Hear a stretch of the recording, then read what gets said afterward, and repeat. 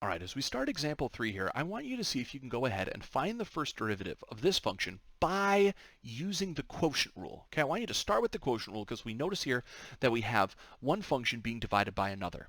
We'll talk about how we might be able to use this reworking with the product rule in a moment.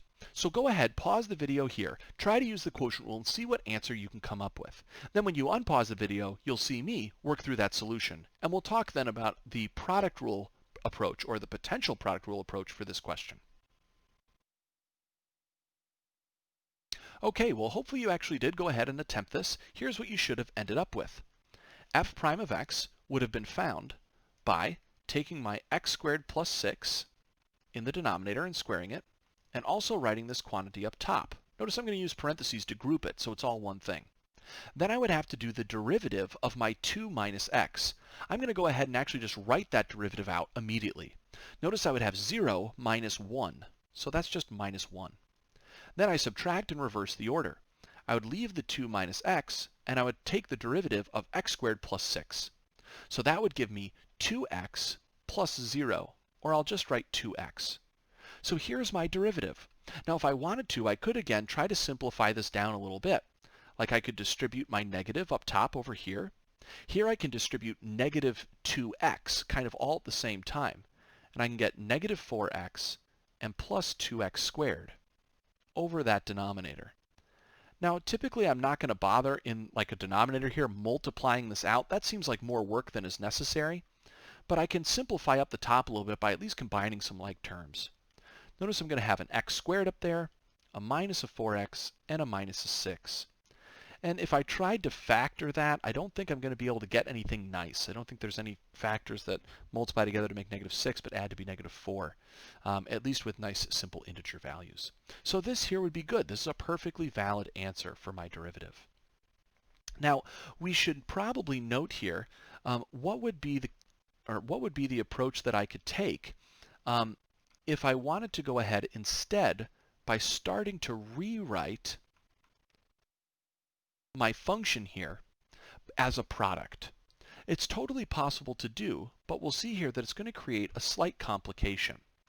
Because when I go ahead and I bring the denominator up to the top, I can't just change the power on each piece to a negative. I actually have to change the entire quantity to a negative power.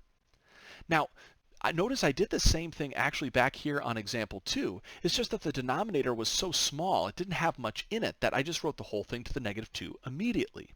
But here, when I bring all of this to the top, it's the same thing. I bring it up to the power and I change it to a power of a negative of what it used to be, because it used to all be raised to power 1. Well, if I wanted to take this derivative, you could probably see that I could start again by using the product rule. I do indeed have one thing here and one thing here. And so I could start to calculate the product rule here. So like I could say, let's calculate the derivative of the blue part. That's negative 1. And then I would leave the other part completely alone. But then I'm going to run into a problem. Because over here, I'm going to need to take the derivative of this red stuff, which is the quantity x plus 2 to the sixth, or sorry, x to the second power plus 6 raised to the negative 1. That's what I'd have to take the derivative of. But how do I take the derivative of this, right? I mean, how do you do this? How do you do this? Right? I mean, I have no idea how I would actually take this derivative right now. If I go and I look at all of the different rules that I actually have here, I could see that none of these derivative rules really are going to help me. Right? I have a constant rule. Doesn't tell me how to do a quantity to a power. This doesn't help me. Power rule only helps me if I just have x to a power. Sum and difference rule don't help. Product rule is no good. And quotient rule is not even useful here. So I don't really have any tools by which I could take this derivative.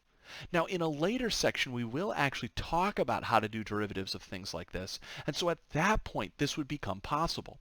But right now, we are stuck. And so I'll actually state this here. For the moment, we cannot continue. But notice again that I'm really saying for the moment.